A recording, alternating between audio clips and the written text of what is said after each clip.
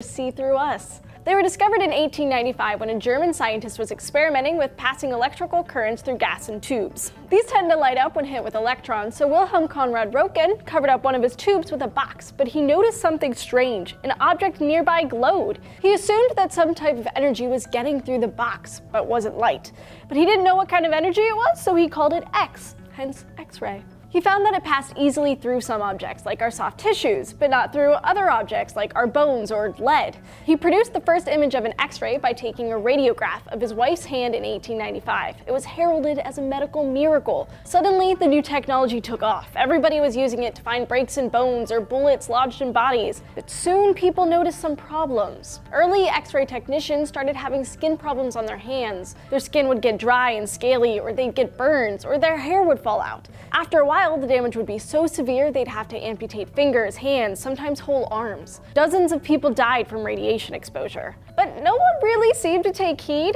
People still used X-rays for removing unwanted facial hair or for shoe fittings in department stores. Not surprisingly, people got sick. Women who got X-ray treatment to remove hair wound up with dry, scaly skin, enlarged blood vessels, and finally some developed cancer. But is it safe now? Well, we certainly learned our lesson from those early days. X-rays are still considered a carcinogen by the World Health Organization, and one study published in the journal Cancer found a link for a slight increased risk for certain brain cancers and frequent dental X-rays. Another study published in the journal Lancet found an up to 6% risk of cancer from diagnostic X-rays. But we have come a long way. Medical X-rays in the 50s used almost 100 times the radiation now considered acceptable. Basically, the amount of radiation during an X-ray is pretty small. According to the FDA, an X-ray of your bones in your hands or feet is pretty comparable to a day's worth of natural background radiation. But other procedures have different levels of exposure. And there are enormous benefits to X-rays. The pros by far outweigh the cons. They're an incredible diagnostic tool. They find things like bone breaks, blood clots, tumors, and many